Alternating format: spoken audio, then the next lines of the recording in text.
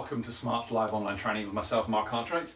Today we're going to have a look at some quick and easy lesson openers, particularly focused on secondary education, but obviously looking at all areas of all schooling and colleges as well. So thanks for joining. Just as a brief introduction, again, I am Mark Cartwright. I do professional development here in the UK. I'm looking to support you wherever you are, however I can really. I was a former primary school teacher, absolutely loved the way that Smart worked with my classroom, both supporting me as an educator and supporting the students and the way they're learning as well. So I taught across all primary school ages, loved it, but now my focus is supporting you and how I can do whatever help I can be. So feel free to watch the session, leave some comments below if you wish, or of course look online as well and email me directly, markcartwright@smarttech. Or if you want to look on Twitter, just at Mark Cartwright, feel free to do that and we can have a conversation there. So our objectives for this video here, looking at to discover new ways that we can start lessons, hopefully in that quick 30 seconds, quick up and learning, learning as well. A lot of secondary school classes where beforehand the teacher would stay put within their classroom, it's now the students are moving around. Beforehand the students were moving around, but now it's very much the teachers moving around, the students are staying put, obviously to fill the kind of needs that are going on at the moment. And how can we go into the classroom and be ready to learn as quick as we possibly can, because all the students already been waiting for a period of time and they might be getting restless, and it's just that quick and easy. How can we get started? How can we get them on board? How can we get them engaged as quick as possible to start their learning? And it's opening that prepared content as well, whether that's on the board, whether it's on the IQ unit, which is like the mini computer built in the back, the Android unit, or it might be online, it might be wherever it might be. It's quick, let's get going, let's get started with the learning, utilising that precious time that we have with them. So like I said, we're going to be looking at 3 different places. At the moment here I'm running this Smart Notebook, which is running through the desktop. So I've logged in and I've opened up this prepared content. You can see that I've done down the side here, ready to share the kind of my lesson with you if you like. That's sitting within Smart Notebook. I've also got these tools here, the floating tools. Those are Smart Ink. Smart Ink, I'm able just to pick up a pen, start annotating over anything, whether that's a PowerPoint, Word, any other Microsoft programs, or that's a web browser, obviously anything within there. It might be within a PDF or anything. You just pick up the pen, just start using with it. And there's some different tools in there as well. If you do click on these, particularly in that box, they've got some different spotlighters, there's tools, Zoom tools, there's all sorts of ones in there. Have a play when your computer is plugged into the smart board, either Windows or Mac, both work really well. You've also got the IQ unit as well, and then Smart Learning Suite Online, which runs through cloud-based and works on any web browser for that as well. So I'm just going to jump into the IQ unit. So I'm just going to press the home button. And then this home button here takes me to this screen here, which is my interface for this. So like I said, this is the Android unit, we call it the IQ unit. You've got a web browser, you've got a whiteboarding tool, and then these are your different lessons that are having at the side, or you can install different apps if you wish to use those as well. So just as a point here, this is my whiteboarding tool. I have different backgrounds, squared paper, lined paper, dotted paper, or just the blackboard. And then once you've got there, you can start annotating here, and you can write out a task for the students.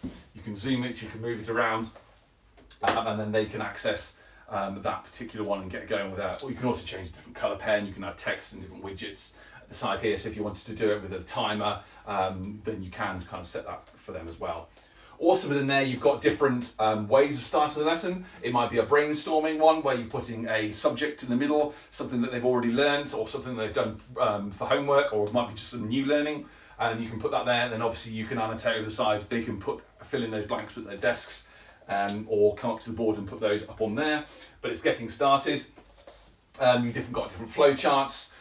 Just a quick way to visually stimulate those children at the beginning here, or down to a table, or just a Venn diagram at the bottom. Again, they're prepared for you. You can quickly get going rather than having to worry about adding those content as well. There's also some digital manipulatives, things like fraction walls we've looked at in previous weeks. There might be a musical stave where you're writing a piece or you're adding to a piece. You might be listening to a piece and trying to make those annotations there. And then these are obviously, you can drag and drop and put those up onto the pot there. But there's lots of different ones within there. Or you might be starting with a shout out where the students start on their own device and they're sending up answers to the board, and you're collating those up at the front here to be shared with everybody. Also within there, if I just click home, comes off the whiteboard app. I'm now going to jump into a browser. Obviously you can Google something here and search for it and find out whatever you want. Here I've just done a quick boggle game, which might be a starting point for an English lesson or whatever it might be. Again, you can pinch the zoom to make it the right size for anybody, and then pick up that pen. You can just start annotating where you find the keywords within that, wherever it is. I probably should have found one rather than just scribbling over the top, but there it is. And then I can rub out that and it goes back to the web browser. And you can start anything there. So that's where you could start your lessons from Smart Learning School Online, and it can be saved in there. Also, if you have logged into the board here from your account, in that triangle I showed you your 3 different places of the account, I've actually got my lessons in the Files app as well. So all of the lessons that I've uploaded to the cloud here are available, and these are here from the previous ones that I've done, including this lesson that I'm going through with you now. And then on here, I've got those different ones that appear, and I can run down the openers one here. So for example, this one here, I can use this as a starting point, running from the cloud, rather than having to log into anything, and that can appear on here. So now I'm just going to jump back into my input, change my input. It gives you a little preview of them. I'm just going to jump into my computer, which is plugged into the HDMI, and then I'll change that over to the other one. So once you've started them on the IQ unit, they're actually starting that learning. I can now jump back onto this and actually carry on with more of the learning if you wanted to carry on from the desktop side of things. And as you can see, this is the lesson here. So what I've done is I prepared this, I actually made it with the protractor up the top here and throughout those angles. So we can have those angles there, I can rub them out, and then we can add them up. They can add them up in the back of the books, wherever it might be, as a quick starter. And actually to make those, what I've done is I've picked a pen, I've changed the colour, I've made it a large one, and then beforehand I just covered up those ones there. So because it's got pen there, I rub off that pen with a large surface, the back of my hand, and we've got that answer as well. We can carry on with our learning. In a similar way here, there's loads of different ways of starting your lessons. If you're struggling for ideas, there's loads online. I just picked up some of these online. Obviously you've got yours as well. It's just utilising them, actually preparing that content beforehand, so that when you're in the lesson, you're good to go as start as possible. Here it might just be a keyword and they're writing words about it. It might be you've got a key definition on the top and they're writing a word starting with that, a bit like a poem kind of style. Or it might be some vocabulary that you're putting at the top. It might be your yearly targets, what are those, revising those. It might be some whole topics, so you've got the whole topic that you're looking at, and then writing some key facts that they already know about it underneath on the words, under the letters. It might be a one-off term, or it might be repeated lists, or a direction that they're having to follow a process through it as well. So whatever you might have along the top, quick learning, and again, I've just covered that up with a bit of ink, and then I've rubbed it off with the back of my hand as a quick starter for that there. Going down here, at the side here, you've got different, in your gallery, and in that gallery there, I've got a template of the dice. So this dice here, I have just rolled, and I can see that I can make X the subject. Off you go. I have got make X the subject again. Spin it again, there you go. If X equals 2, Y equals 5, what's the answer? To change that dice there, I can actually edit that. I can put my own text in it. I could have a traditional dice. I could even change the colour if I so desired. But that is the widget, which is found within this the gallery at the side here. And that's just saved in my content. I can add different parts of my content as well. It might be that I'm starting with a line paper. You've got your date learning objective ready to go. And then you've got that there. There might be different backgrounds that you want. It might be a square paper that you wanted to choose from, or it might be an actual different kind of blank background as well. And then obviously just pinch the zoom to make it the size you want. And then again, you can annotate those. You can add images or anything you want from the side here. If you save in my content, right click on there and save it to my content, and you can have that on your machine every time you walk into that room to deliver that lesson for those students there. And there's lots and lots of different one of those pre-made ones that you can use just to kind of help start your lesson off quickly as well. If I just jump into the web browser as well, so I've just signed into my account here. You can open it through Google Classroom, you can open it up through Microsoft Teams or from Canvas or whichever platform you're using, and then from there you can deliver your lessons. Whether it's at the board here, so here's my lesson that I was going through with you here, I can start that one here. This then the ability to share it with everyone here in the room, or if I'm doing it remotely as well, students can join just by entering this code here. The students can join this lesson, they can join live and be part of that, or if I wanted to send it out asynchronously as well, they can be part of that as well. For some of those tasks there, it might be if I just go down to that, for example, this one, I might want to change that to a different style. So rather than just us annotating on a separate piece of paper, I could change it to an individual handout so it's sent out to the students. So the students can actually be inking within that and adding it up and putting those titles within there, all on their device, whether that's present or if they're at home or wherever they might be. Look at that blended learning, that hybrid learning approach, we have that there. Or we can do it collaboratively, so I can change that to collaborative space and we're all working together within that document for that one there as well. So that's Smart Learning Suite online. To have a look at that, if you just go to hellosmart.com and sign as a teacher, you can have a 45-day free trial with that. If you want to find out any more information, have a look at the Smart Support YouTube channel, or if you're in, click on this training package here, and that's some good stuff. Or of course, email me and I can have a kind of a walkthrough of that and see the possibilities for there. So now if I just jump back to my desktop, I'm going to go through this just as a challenge to you. What tools, what's your quickest tool to use? I'm just going to move that Smart Ink out of the way. What's your quickest way that you start your lesson? I'd love to hear about it. Either pop a comment below this video or feel free to share it on social media as well, and we can get that conversation going and support each other within our professional learning network. Or of course email me directly for that as well. As well as learning your quickest tool, what else are you doing within your classroom, within your setting? Wider range. I've put Smart up here, it could be anything. And Smart is on these different networks here, and it's really nice to share those different best practices with each other as well, or just to learn from each other. So when I run this session live, there was a few questions, so I'm just going to jump to those and answer some of those questions now. Hopefully you found that useful as a trainer as well. Just some quick and easy tips to share. Is it possible Smart Inking on the Mac? How does it work? It works exactly that way. Once I plug my Mac into my Smart Board, these things here appear. These are Smart Ink. And then Smart Ink, you can annotate over anything. And like I said, it is 20 points of touch on Mac as well. Do you need to have a touch screen or computer? Is it easier with the one? So when I'm running from here, it depends. If you can run it from a normal screen that's not a touch screen, you can, and just operate it with your mouse. Obviously, if you're trying to draw, it's all down to your individual mouse skills. I do find it easier with a touch screen to kind of draw on it as well. But equally, if you haven't, then a normal mouse works absolutely fine. You just select the tool you want to use and go from it that way. If I was using Teams or Zoom to connect with students, how can they interact with me? Do they have a login individually from the Smart account? Sometimes they don't have an email address and they're in there.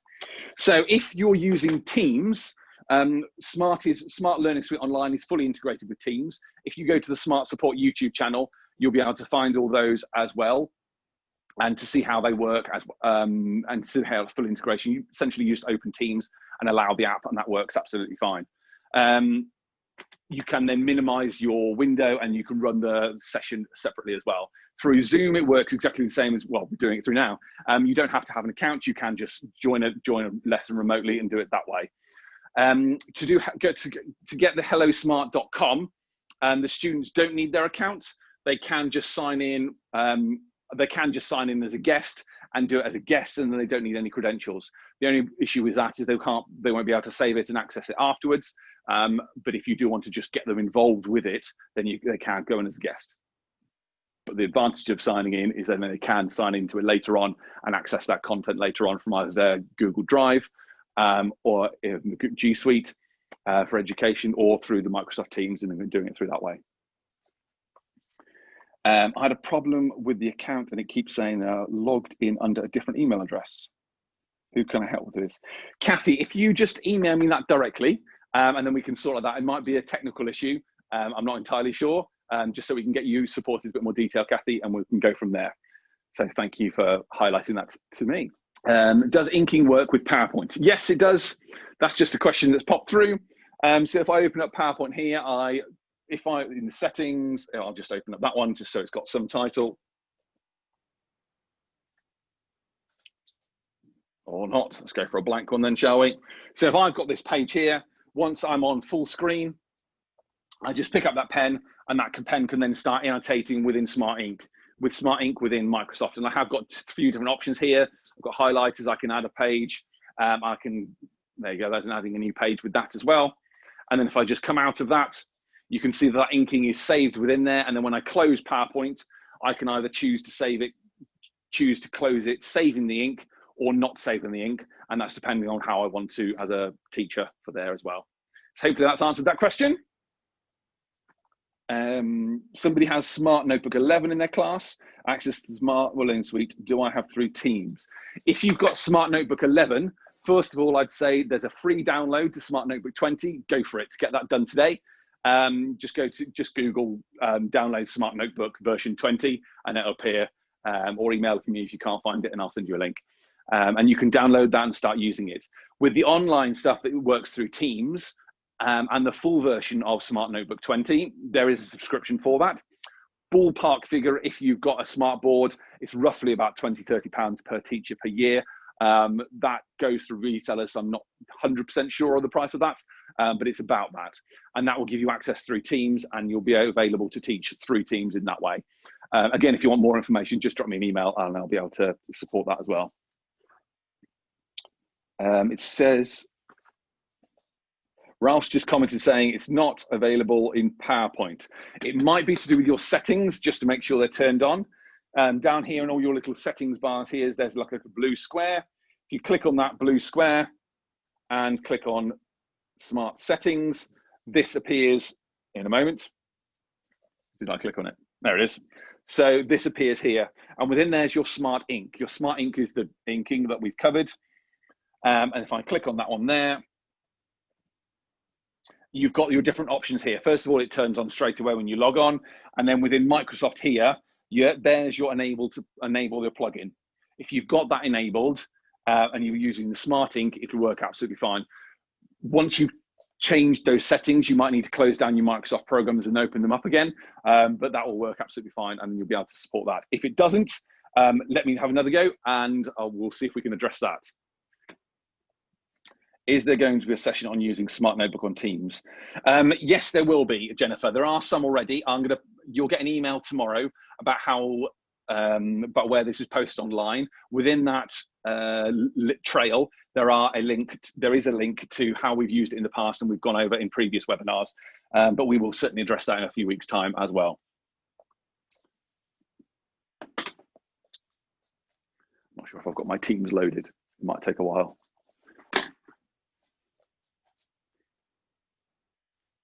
Essentially, if you enable the app, which you might need to get your admin to do for your site, then it just works within Teams. So it is here. So as you've got down the side, you've got your activity, your chat. Here, you just search for an extra app, and then that is your Smart Learning Suite Online, and you can sign in and use it straight from within there. If you go to Smart Technologies Facebook page, and search for the Teams video in there. There's a really good explanation of how it works and how the integration works with all the assignments, and you're within your separate teams as well. That's on the Smart Facebook page. That's a really good one to watch. Brilliant. Where is the setting on the Mac? The settings on the Mac will be at the top up here. Because obviously it could be a little blue circle at the top, or if you just click on the menu and just search for Smart Settings and you'll be able to find it in that way. Hopefully you found that useful, and we'll just kind of finish off as well, a few other points. This one here in a couple of weeks' time, we're going to have another video. It'd be great if you can join live, and look forward to doing that. I'll leave the sign up details below so you can join live, or if you are just watching it again on YouTube, then great. Again, any comments, feel free to push my way. I'm going to be looking at supporting you with your self-paced learning. Very focused on you and your staff and your colleagues. How can you learn a little bit through these sessions, and where else to go? Is it more on this channel? Is it more videos in this playlist? Or there's great training like I alluded to there within Smart Learning Suite Online, and there's lots of different starter guides that we can support you with as well. So we're going to have a bit of a deeper dive into some of those as well. And as well as in that training support package there, I'm more than happy to support you whichever way you want. Is it through continuing these videos like this, or is it coming out to your school, or is it running a separate webinar, or just running a demo for you or some senior leadership within your setting as well? So feel free to email me and ask for that support as well. So hopefully you found some of that useful. I'd really appreciate any kind of comments to put those below. If you wish to like us as well, that'd be even better. And we'll go from there. So thank you very much for your time. Take care, and we'll speak to you soon. Bye.